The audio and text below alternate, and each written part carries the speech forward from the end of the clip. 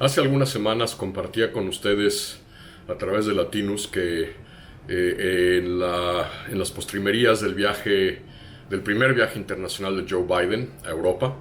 para participar en tres cumbres muy relevantes: la cumbre del G7, la cumbre de la OTAN, la alianza militar entre Estados Unidos y sus aliados europeos, y la cumbre bilateral con Rusia. Había habido un mensaje subyacente que, a pesar de esas tres cumbres europeas, realmente la prioridad estratégica, política exterior,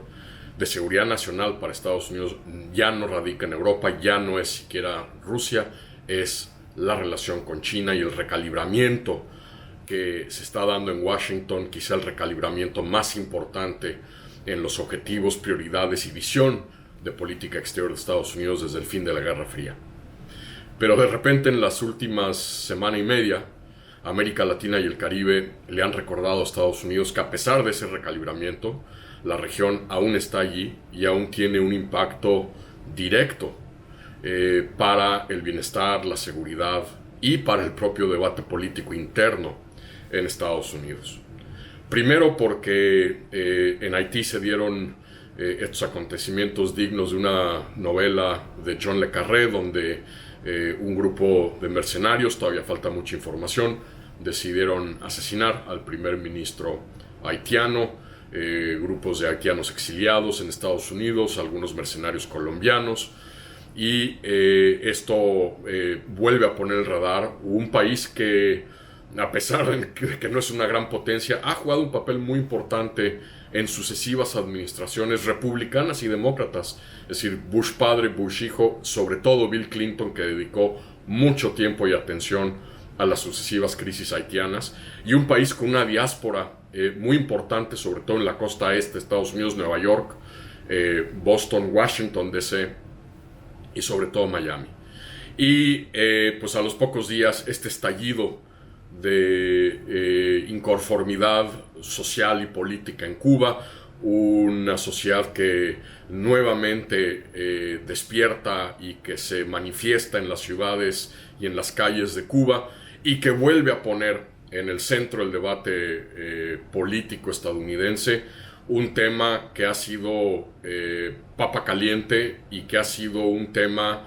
de alcahueteo político electoral durante muchos años en Estados Unidos, un tema fundamental, esencial en la política de Florida, uno de los estados más importantes en el colegio electoral en Estados Unidos, un tema que en esta última elección presidencial le permitió a los republicanos, le permitió a Trump, por la manera en que estuvieron alcahueteando política y electoralmente el tema de Cuba, endureciendo posiciones, revirtiendo una serie de acciones que había tomado la gestión del presidente Obama en tratar de normalizar la relación con Cuba, es decir, ante la gran incongruencia de que China, también un régimen autoritario, pues hay plenas relaciones diplomáticas con China, mientras que con Cuba no las había. Es decir, todas estas acciones emprendidas por la administración Obama, revertidas por la administración Trump, en un intento evidentemente de sacarle raja política al tema de Cuba, pintar a los demócratas como socialistas o proclives a, entenderse y llevarse con el régimen cubano. Y pues evidentemente todo esto, este estallido social que hemos visto y las acciones de represión, de control del gobierno cubano, evidentemente han vuelto a insertar a Cuba en el centro del debate político sobre la política exterior, pero también, pues evidentemente, camino a las elecciones intermedias del próximo año. ¿Y por qué? Porque tanto el tema haitiano como el tema cubano abrevan a estas comunidades diáspora en, sobre todo, Florida, este estado bisagra clave, pero también porque movilizan a el ala progresista del Partido Demócrata, que quiere ver políticas cualitativamente distintas con respecto a Haití, que quiere ver a Biden revirtiendo, eliminando todas estas acciones que la administración Trump tomó para volver a endurecer la posición estadounidense frente a Cuba. Entonces, digamos,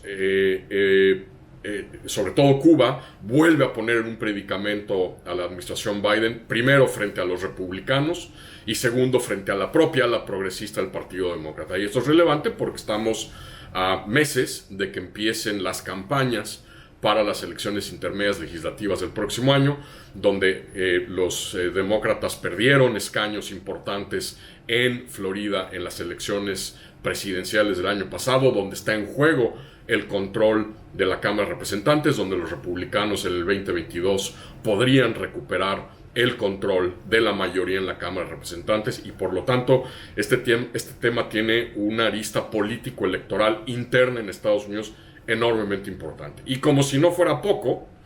el impacto que esto tiene en otro tema fundamental para la administración Biden, un tema que también los demócratas están utilizando como bandera electoral camino al 2022, que es el tema de la migración y el asilo, es decir, la posibilidad de que ante una espiral de degradación política tanto en Haití como en Cuba pueda haber flujos importantes migratorios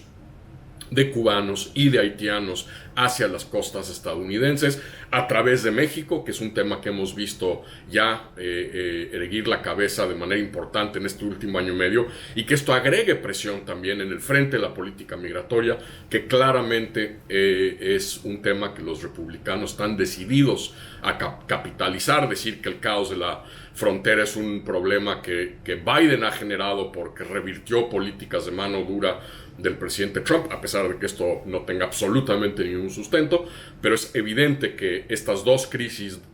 en el Caribe, Haití y Cuba, le pegan a la administración Biden o amenazan con pegarle a la administración Biden en el frente de la política migratoria, bandera republicana camino al 2022, y en el tema tan ideologizado, tan polarizado de la política, sobre todo hacia Cuba, que pesa tanto en este estado clave que se llama Florida. Pero también este tema, una vez más, en lo que respecta a la relación México-Estados Unidos, vuelve a mostrar una brecha importante entre las visiones de Estados Unidos y de esta administración demócrata en particular y el gobierno mexicano de Andrés Manuel López Obrador. Primero porque vuelve a evidenciar que a pesar de que el presidente mexicano dice apegarse a los principios constitucionales de política exterior en el artículo 89 de nuestra Constitución, convenientemente ignora uno de ellos, que es la promoción y la vigilancia del respeto a los derechos humanos, que claramente están siendo erosionados y están siendo socavados de manera constante en Cuba. Entonces, una vez más, digamos, esta lectura parcial, incongruente, a modo de los socorridos principios a los que el presidente hace referencia de manera constante. Segundo, en los pronunciamientos del presidente ninguna mención a el tema de democracia, derechos humanos, a lo que está ocurriendo en la sociedad civil cubana, en la sociedad cubana, y sobre todo lo que aquí ha levantado en Washington muchas cejas, la crítica, el cuestionamiento del presidente mexicano a la política estadounidense, sobre todo con respecto al embargo estadounidense, el cual el presidente mexicano se ha referido de manera incorrecta como un bloqueo. No hay tal cosa, no hay un bloqueo estadounidense a Cuba, lo que hay es un embargo. El único bloqueo estadounidense que ha habido a Cuba fue precisamente en plena Guerra Fría, en la llamada crisis de los misiles, cuando Estados Unidos acordonó con su flota la isla para que no pudieran llegar barcos soviéticos en ese momento con misiles de corto y mediano alcance a Cuba. Lo que hay hoy es un embargo. Eso quiere decir que los demás países pueden comerciar con Cuba, turistas mexicanos pueden ir a Cuba, el presidente Andrés Manuel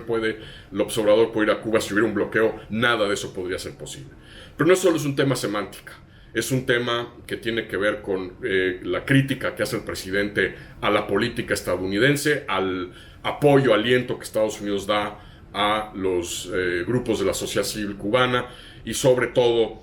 otra vez, la incongruencia de que con un presidente, Donald Trump, que endurece las políticas estadounidenses contra Cuba, a diferencia de Obama y a diferencia de lo que quiere hacer Biden de regresar a cierto tipo de normalización de relaciones diplomáticas para mantener canales de comunicación abiertos con el gobierno cubano.